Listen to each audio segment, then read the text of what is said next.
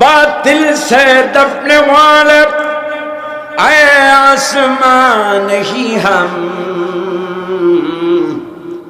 बातिल से दबने वाले आए आसमान नहीं हम, सौ पर कर चुका है तू इम्तिहा हमारा। বাতিলদের সাথে পরীক্ষা দিতে দিতে দিতে দিতে আমরা অদ্যাবধি পর্যন্ত এসে পৌঁছেছি। বাতিলরা ইসলামকে মিটাতে পারে নাই আর পারবেও না, ঠিক কি না? আবু জাহেল চেয়েছে মুহাম্মদুর রাসূলুল্লাহ সাল্লাল্লাহু আলাইহি সাল্লামের আনিত জানিত চারাকটা মক্কার মরু প্রান্তরে নির্বাপিত হয়ে যাক, শেষ হয়ে যাক। পেরেছে কি? পারে নাই। বিশ্বকবি, কবি সম্রাট আল্লামা ইকবাল রাহমাতুল্লাহ আলাইহি বলেন, খুব সুন্দর করে আল্লামা ইকবাল রাহমাতুল্লাহ আলাইহি বলছেন, এই আবু জাহেল, আবু লাহাব, এই উতবা, শায়বা, মুগীরা, এরা সারা জীবন ভর চেষ্টাই ছিল ভাতিজার আনা ইসলাম কিভাবে শেষ করা যায়, কিন্তু এরা কোনোদিন সক্ষম সম্ভব হয় নাই, ঠিক কি না? सते जाका रहा है अजल से तायम रोज, चरागे मुस्तफा भी से शरारे मुलहबीस। আবু লাহাবের গোষ্ঠীরা সারা জীবন কামনা করেছে ইসলামকে শেষ করার জন্য, পেরেছে কি তারা? আজ আবু জাহেল নাই, আবু লাহাব নাই, উতবা নাই, কিন্তু এদের প্রেতাত্মারা ঘুরে বেড়ায়, আছে না নাই? সম্মানিত হাজিরিন, সুতরাং সম্ভব নয়। তোমাদের এই পরিকল্পনা, তোমাদের এই চেষ্টা তোমাদের পূর্বপুরুষরাও করেছে, তোমরাও করতেছো, করতে থাকো। ইসলাম তার গতিতে এগিয়ে যাবে, কেউ ঠেকাতে পারবে না ইনশাআল্লাহ। যাই হোক, সম্মানিত হাজিরিন, আল্লাহ সুবহানাহু ওয়া তাআলা কোরআন থেকে আমরা মুসলমান, এই যে ষড়যন্ত্রগুলো শুরু হয়েছে এর পিছনে কিছু আমাদেরও কিছু কারণ আছে, আমাদেরও কিছু ব্যর্থতা আছে। আমরা কোরআন থেকে ছিটকে পড়েছি মেনি ফার ওয়ে। গতকালও বলেছিলাম পেকুয়াতে, কোথায় যাব, বারবাকিয়াতে বলেছিলাম, আজও বলে যায়। আমাদের সবচাইতে মুসলমানরা আজ, মুসলমানদের the main spirit of Islam, ইসলামের যে মূল শিক্ষা, তা থেকে মুসলমানরা ছিটকে পড়েছে দূর থেকে অনেক দূরে। এজন্য মুসলমানদেরকে কোরআন জানতে হবে, কোরআন বুঝতে হবে, কোরআন পড়তে হবে। কোরআন দিয়ে নিজেদের ব্যক্তি জীবন, পারিবারিক জীবন, সামাজিক জীবন ও রাষ্ট্রীয় জীবনকে এগুলোকে সাজাতে হবে। যদি এই কাজগুলো করতে পারি তাহলে কোরআনুল কারীমের দেওয়া শান্তির বিধান, শান্তি আমাদের সমাজে প্রতিষ্ঠিত হবেই হবে। লা শাক্কা ফীহি ওয়া লা রাইবা ফীহি, এতে বিন্দুমাত্র সন্দেহ। এজন্য মুসলমানদেরকে কোরআন পড়তে হবে, কোরআন বুঝতে হবে, কোরআন অনুযায়ী চলতে হবে।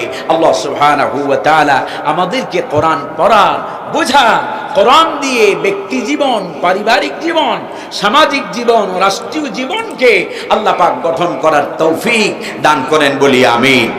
আর ভূমিকা দীর্ঘায়িত নয়, চলুন যে আয়াতে কারিমা পড়েছি মূল তাফসিরে চলে যাই। শয়তান যেন ওয়াসওয়াসা দিতে না পারে, তাই আবার একবার পড়ে নেন। আউযু বিল্লাহি মিনাশ শাইতানির রাজীম, বিসমিল্লাহির রাহমানির রাহিম। বিতাড়িত মরদুদ শয়তান থেকে আল্লাহ সুবহানাহু ওয়া তাআলার কাছে পানাহ চেয়ে যথারীতি আল্লাহ রাব্বুল ইজ্জত ওয়াল জালালের নামেই শুরু করছি, যিনি পরম করুণাময় অসীম দয়ালু। আল্লাহ সুবহানাহু ওয়া তাআলা, আমি আপনাদের খেদমতে সূরা আন-নিসা এর 36 নম্বর আয়াতে কারিমা তেলাওয়াত করেছি। পুরাটা আলোচনা করা সম্ভব হবে না, যেহেতু সময় খুব অল্প। আমি ইনশাআল্লাহ 11:15 থেকে সর্বোচ্চ 11:30টার ভিতরে সম্পূর্ণ কমপ্লিট শেষ করে দেব। ওমা তৌফিক ইল্লা বিল্লাহ, আলাইহি তাওয়াক্কালতু ওয়া ইলাইহি রাব্বুল আরশিল কারীম। আল্লাহ পাক শুরু করছেন এভাবে, ওয়া'বুদুল্লাহ। প্রথম শব্দ কি? ওয়া'বুদুল্লাহ। এর অর্থ হলো দাসত্ব, গোলামি, ইবাদত বন্দিগি করবে কেবলমাত্র কার? সুবহানাল্লাহ। গোলামি করব কার? এই গোলামির জন্যই তো আপনাকে আমাকে তৈরি করা হয়েছে। পৃথিবীর চতুর্দিকে আপনার চর্মচক্ষু যতদূর পর্যন্ত যায়, যা কিছু দেখতে পান, এই সব কিছু আপনার আর আমার জন্য আল্লাহ পাক তৈরি করেছেন, ঠিক কি না? আল্লাহ রাব্বুল আলামিন বলেন, ওয়া খালাকালাকুম মা ফিল আরদি জামিআ। ও পৃথিবীর মানুষ, পৃথিবীতে যা কিছু দেখতে পাও, যা কিছু দেখতে পাও না, কিছু কিছু জিনিস বাতাস কেউ দেখতে পায়, কিন্তু বাতাস আমাদের উপকারে আসে না, আসে না। বাতাস না থাকলে আমরা বাঁচতে পারতাম? ইংরেজিতে যাকে অক্সিজেন বলে। যা তোমরা দেখতে পাও আর যা তোমরা দেখো না, সবকিছুকে ওয়া খালাকালাকুম মা ফিল আরদি জামিআ, যা কিছু আছে সবকিছু আমি তোমাদের জন্য, তোমাদের কল্যাণের জন্য, তোমাদের উপকারের জন্য আমি আল্লাহ পাক তৈরি করেছি। কন্যা সুবহান। সবকিছু তোমাদের, সবকিছু কাদের? আমাদের। সবকিছু কেবল আমরা কার? ওয়ামা খালাকাতুল জিন্না ওয়াল ইনসা ইল্লা লিয়াবুদুন। I create man and jinn only worship me. সব কিছু আমি তোমার জন্য তৈরি করেছি বান্দা, কেবলমাত্র আমি আল্লাহ পাক তোমাকে তৈরি করেছি আমি আল্লাহর গোলামির জন্য। কার জন্য? তাহলে গোলামি করতে হবে কার? দাসত্ব, বন্দিগি করতে হবে কার? একটি আর দুটি জায়গায় নয়, অসংখ্য জায়গায় কোরআনে কারীমের ভিতরে আল্লাহ পাক সমস্ত জাতিকে, মানব মণ্ডলীকে, সৃষ্টির মূল রহস্যই হচ্ছে আল্লাহর গোলামি করা। কি করা? আল্লাহর গোলামি। আল্লাহ রাব্বুল আলামিন এখানে বলছেন ওয়াবুদুল্লাহ, আল্লাহর গোলামি করো। সূরা আন-নিসার ভিতরে যদি যাই, সূরা বনী ইসরাঈলের ভিতরে যদি দেখি আমরা, এই ওয়াবুদুল্লাহর ব্যাখ্যা আরেকটু স্পষ্ট করে আল্লাহ পাক ওখানে জানান দিচ্ছেন। আল্লাহ পাক বলছেন ওয়াকাদা রাব্বুকা আল্লা তা'বুদু ইল্লা ইয়াহু। ওয়াকাদা রাব্বুক, তোমার রব, ওয়াকাদা রাব্বুক, তোমার রব চূড়ান্ত ফয়সালা, চূড়ান্ত ডিসিশন, সিদ্ধান্ত গ্রহণ করেছেন এই যে গোলামি করবে, দাসত্ব করবে, বন্দিগি করবে একমাত্র, কেবলমাত্র, শুধুমাত্র অনলি আমি আল্লাহ সুবহানাহু ওয়া তাআলা। কার গোলামি করতে হবে? কার? এই গোলামির জন্যই আল্লাহ পাক আপনাকে আমাকে তৈরি করেছেন। সম্মানিত হাজিরিন, কথা শুনতে কষ্ট হয় আপনাদের? আমি কি আমার কথা বলছি না আল্লাহর কথা বলছি?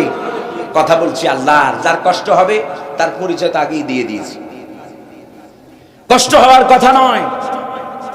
আজ এই গোলামি থেকে ছিটকে যাওয়ার কারণে, আল্লাহর দাসত্ব বন্দিগি থেকে দূরে সরে পড়ার কারণে আল্লাহ সুবহানাহু ওয়া তাআলার রহমত, মাগফিরাত থেকে আমরা বঞ্চিত হচ্ছি, ঠিক কি না?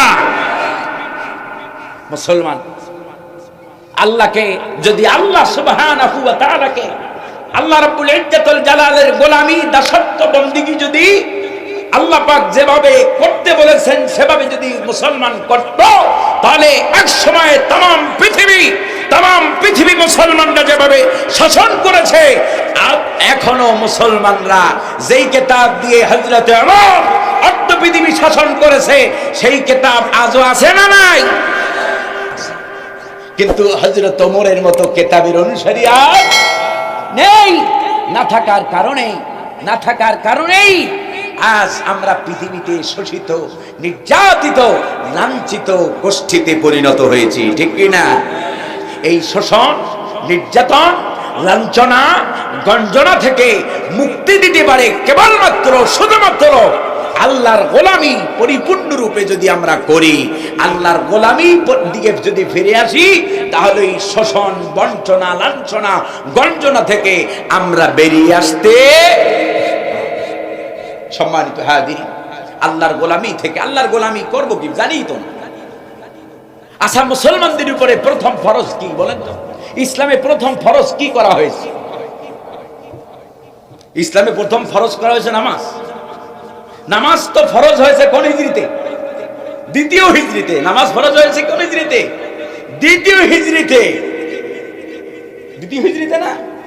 সম্মানিত হাজিরিন, ইসলামের প্রথম ফরজ নামাজ নয়, ইসলামের প্রথম ফরজকৃত রব্বে কারীমের একটি শব্দ মুহাম্মদুর রাসূলুল্লাহ সাল্লাল্লাহু আলাইহি সাল্লামের উপরে আল্লাহ পাক অবতীর্ণ করেছেন। সেটার নাম কি? ইকরা, পড়ো, জানো। না জানলে আমল করবে কিভাবে? ইমাম বুখারী রাহিমাহুল্লাহ, নব্বরাল্লাহু মারকাদাহু ওয়া জাআলাল জান্নাতা মাথওয়া, সকলে বলি আমিন। তিনি বুখারীর ভিতরে একটি বাব এনেছেন, বাবুল ইলমি ক্বাবলাল কওলি ওয়াল আমাল। বাবুল ইলমি ক্বাবলাল কওলি ওয়াল আমাল। ইমাম বুখারী রাহমাতুল্লাহ আলাইহি, আপনি ইসলাম জানেনই না, বুঝেনই না, তো আপনি ইসলাম পালন করবেন কিভাবে? মুহাম্মদুর রাসূলুল্লাহ সাল্লাল্লাহু আলাইহি সাল্লামকে আল্লাহ পাক প্রথম বলেন নাই আকিমিস সালাহ, প্রথম বলেন নাই আদাউজ যাকাত, প্রথম বলেন নাই সম রোজা রাখো, এ কথা বলেন নাই। প্রথম ফরজকৃত আয়াতে কারিমা, প্রথম ফরজকৃত যেই শব্দটি ছিল সেটির নাম ছিল ইকরা। নাম কি? ইকরা, পড়ো, জানো। অ্যাকোয়ার দ্য ইসলামিক নলেজ, জ্ঞান অর্জন করো। অ্যাকোয়ার দ্য তাওহীদিক নলেজ, একাত্মবাদের জ্ঞান অর্জন করো। আল্লাহর মুহাম্মদুর রাসূলুল্লাহ যখন দাওয়াত দিয়েছেন, মুহাম্মদুর রাসূলুল্লাহ সাল্লাল্লাহু আলাইহি সাল্লামের দাওয়াতের প্রথম শব্দ ছিল না, এই কথা ছিল না যে কুলু লা ইলাহা ইল্লাল্লাহ। মুহাম্মদ সাল্লাল্লাহু আলাইহি সাল্লাম বলছেন ফালাম ফালাম, আগে ইলম অর্জন করো। আগে কি অর্জন করো? কি অর্জন করো? জানো, বোঝো ইসলাম কি জিনিস, ইসলাম কি, এটা আগে জানো, বোঝো। ফালাম আন্নাহু লা ইলাহা ইল্লাল্লাহ, এরপরে বলো লা ইলাহা। আমরা তো জানি না, না জেনে না বুঝে মুসলমান হয়ে গেছি। এখন লেনিন যেটা দেয় সেটাও নিয়েছি, কার্ল মার্কস যেটা দেয় সেটাও নিয়েছি, এরপরে তথাকথিত আব্রাহাম লিঙ্কনের দেওয়া নীতি সেটাও নিয়েছি, যে যেটা দেয় সেটা নিয়েছি। কোরআনে কারীম মুসলমান দাবি করে, অথচ কোরআন বাদ দিয়ে অন্য কিছুর পিছনে দৌড়ায়। ওয়াল্লাহি তাল্লাহি বিল্লাহি, কোরআন ছাড়া, ইসলাম ছাড়া, ইসলামিজম ছাড়া যারা অন্য কিছু তালাশ করবে, আল্লাহ পাক বলছেন এটা আমি আল্লাহর কাছে নন অ্যাকসেপ্টেবল, এটা গ্রহণযোগ্য হবে। আল্লাহ পাক বলছেন ওমাই ইবতাগি গায়রাল ইসলামি দীনান ফালাই ইউকবাল মিনহু ওয়া হুয়া ফিল আখিরাতি মিনাল খাসিরিন। যে ব্যক্তি ইসলাম ছাড়া অন্য কিছু অন্বেষণ করবে, খুঁজবে, তার থেকে তো গ্রহণ করা হবেই না, এবং যারা অন্য কিছু খুঁজবে কিয়ামতের দিন চূড়ান্ত ব্যর্থতা, চূড়ান্ত ক্ষতিগ্রস্ত তারা হবে। কে বলতেছেন? সুতরাং কোন কালিমা পড়নেওয়ালা মুসলমান নিজেকে দাবি করতে পারে না কমিউনিস্ট, নিজেকে দাবি করতে পারে না অমুক তমুক। প্রতিটি মুসলমান যে ব্যক্তি জীবনে ঘোষণা দিয়েছে লা ইলাহা ইল্লাল্লাহু মুহাম্মাদুর রাসূলুল্লাহ, যে ব্যক্তি এই কালেমার ঘোষণা দিয়েছে তার উপরে ফরজ হয়েছে ইসলাম জানা, ইসলাম বুঝা, ইসলাম দিয়ে পরিপূর্ণ জীবনটাকে ইসলাম দিয়ে সাজানো। ঠিক কি না? ইসলাম এমন নয় যে তুমি তোমার ইচ্ছা মতো, তুমি তোমার জীবনের শুরুতে খালি একবার লা ইলাহা ইল্লাল্লাহ পড়ে যাও, বাদ বাকি জীবনটা তোমার লেনিন, কার্ল মার্কস, মাও সেতুংয়ের পিছনে কাটাইয়া দিছো, আর মরার পরে তোমার নামে তোমার কবরে লাশ রাখা হবে, আর বলা হবে বিসমিল্লাহি ওয়া আলা মিল্লাতি রাসূলিল্লাহ, আর মুহাম্মদ সাল্লাল্লাহু আলাইহি সাল্লাম কবরে তোমার লাশটা রিসিভ করবেন। ব্যাপারটি কি এমন?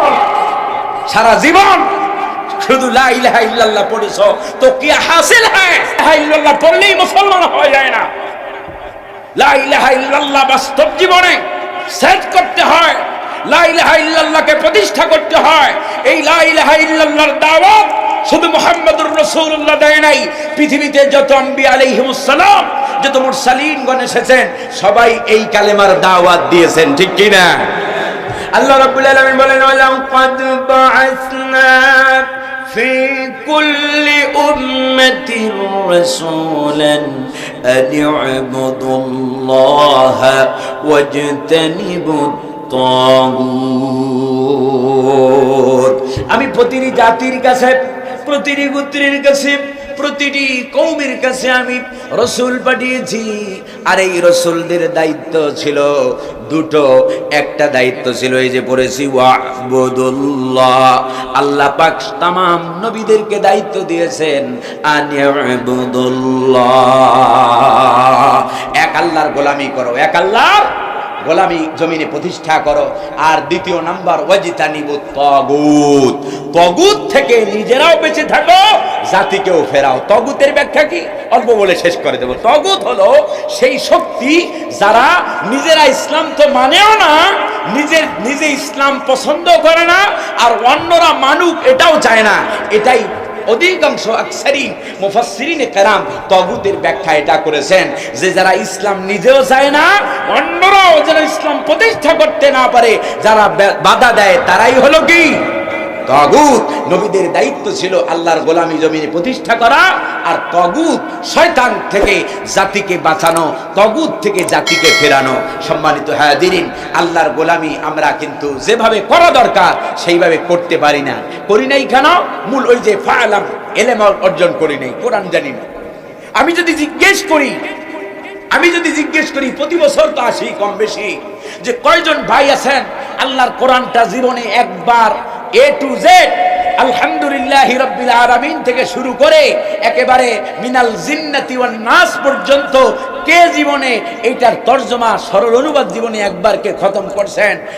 মানে ওয়াল্লাহে তাল্লাহে বিল্লাহে করে বলতে পারি এখানে একজন লোকও পাওয়া যাবে কিনা সন্দেহ আছে, ঠিক কি না? তাহলে মানবেন কিভাবে? ইসলামের প্রথম ফরজ হলো ফারাম, জানো, জ্ঞান অর্জন করো, তারপরে বলো লা ইলাহা। তুমি যদি না জানো তাহলে তুমি মানবে কিভাবে? সম্মানিত হাজিরিন, না জানার কারণে, না বুঝার কারণে আল্লাহ রাব্বুল আলামিন যেইভাবে দাসত্ব চান, গোলামি চান, ইবাদত চান, সেই ইবাদত আমরা করতে পারি নাই, যার কারণে আজ মুসলমানদের এই দুরবস্থা। আল্লাহ রাব্বুল ইজ্জাত ওয়াল জালাল প্রথম ফরজ করেছেন যেই শব্দ, এই শব্দ আমাদের প্রত্যেকের জীবনে প্রথমে বাস্তবায়ন করা লাগবে, ঠিক কি না? অনেকে আছে 60 বছর 70 বছর বয়স হয়ে গেছে, চিন্তা করে আমাদের দ্বারা কি এটা সম্ভব? হযরতে সালমান ফারিসি রাদিয়াল্লাহু তাআলা, তার বয়স 150 বছর। কত বছর? 150 বছর। এই সাহাবী বাড়ি আবার আরবে না, বাড়ি হচ্ছে পারস্যে। এই হযরতে সালমান ফারিসি রাদিয়াল্লাহু তাআলা আনহু 150 বছর বয়সের সময় এই কোরআন রিভিল হচ্ছিল, আর হযরত সালমান ফারসি রাদিয়াল্লাহু তাআলা আনহু তিনি এই কোরআন শিখলেন, পড়লেন, বুঝলেন, বাস্তব জীবনে সেট করলেন। দুনিয়া থেকে রাদিয়াল্লাহু আনহুম ওয়া রাদু আন, জান্নাতের সার্টিফিকেট নিয়ে দুনিয়া থেকে বিদায় নিলেন। সুবহানাল্লাহ। 100 বছরের লোক এখানে আছে কেউ? তাহলে এক নম্বর দাসত্ব করার জন্য এক নম্বর যেটা দরকার সেটি হলো ইলম, কোরআনের জ্ঞান আমাদেরকে অর্জন করতে হবে। মনে থাকবে মুসলমান, আল্লাহ রাব্বুল আলামিন আমাদেরকে কোরআনের জ্ঞান অর্জন করার তৌফিক দান করেন বলি আমি।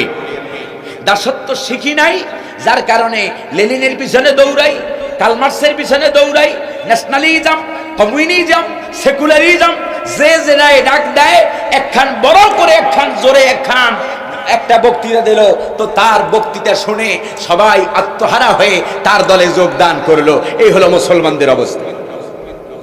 কোরআন এই জন্য নয় যে তুমি শুধু নামাজ পড়বে, রোজা রাখবে, হজ করবে, যাকাত দেবে, আর তোমার রাষ্ট্র, তোমার সমাজ, তোমার পরিবার চালাবে অন্যর নীতি দিয়া, তাহলে কি জান্নাতে যাওয়া যাবে?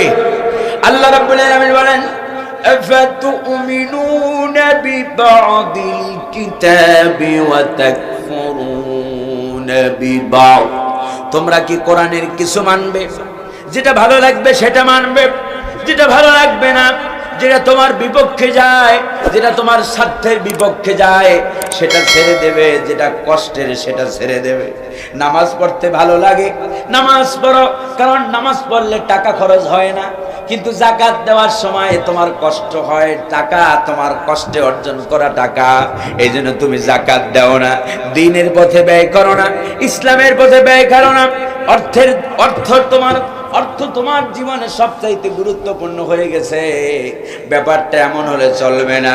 যা কিছু আমি আল্লাহ পাক তোমার জীবনে, যা কিছু আমি আল্লাহ রাব্বুল আলামিন তোমাকে দিয়েছি, যেহেতু তোমাকে দিয়েছি, আমি তোমাকে তৈরি করেছি, আমি পৃথিবীর সমস্ত নিয়ামত যেহেতু আমি আল্লাহ পাক তোমার জন্য তৈরি করেছি, সব যেহেতু তুমি ভোগ করো, সুতরাং আইন, নিয়ম, নীতি, আনুগত্য, দাসত্ব, ইবাদত, বন্দেগী বলতে যা বোঝায় সবটাই কেবলমাত্র শুধুমাত্র আমি আল্লাহর করতে হবে, ঠিক কি না?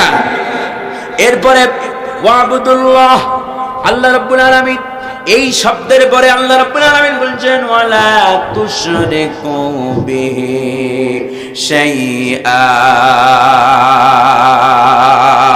এই যে গোলামি করবে, এই যে দাসত্ব করবে, এই যে বন্দেগী করবে, এই বন্দেগীর সাথে আমি আল্লাহর সাথে বন্দেগী পাওয়ার একমাত্র হকদার কে? সেজদাটা পাবে কে? এই সেজদা যদি শাহপরানের মাজারে যাইয়া দেন তাহলে শিরক হলো না? হলো না? আল্লাহ পাক বলছেন গোলামি করবা, যেহেতু আমি আল্লাহ তোমাকে তৈরি করেছি, আমি আল্লাহ পাক তোমাকে সৃষ্টি করেছি, তোমাকে সব ধরনের, তুমি আমার বাতাস, আমার অক্সিজেন গ্রহণ করো, আমার দেওয়া সূর্যের আলো তুমি না নিচ্ছ, আমার দেওয়া জমিন থেকে ফসল ভোগ করছো, সুতরাং গোলাম তোমার জীবনের সবটা নিয়ম নীতি সবটাই মানতে হবে আমি আল্লাহ, ঠিক কি না? যদি চুল পরিমাণ বাইরে যাও তাহলে কিন্তু খবর আছে। আল্লাহ পাক বলছেন আমার গোলামি থেকে বাহিরে, আমার গোলামি থেকে বাহিরে যাওয়ার কোন রাস্তা নেই, অথচ আমরা আল্লাহর গোলামি থেকে সব বাইরে গেছি। কেমনে?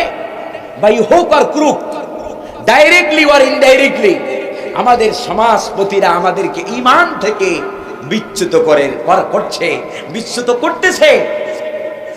আল্লাহু আকবার নাম আমি নেব না, এমন এমন কথা বলে, এত বড় পর্যায় থেকে এমন এমন কথা বলে, এরা নিজেদের নামের আগে অনেক সুন্দর সুন্দর নামের অর্থ, কিন্তু এদের কথার ভিতরে ইসলামের রশ্মিও খুঁজে পাওয়া যায় না, ঠিক কি না?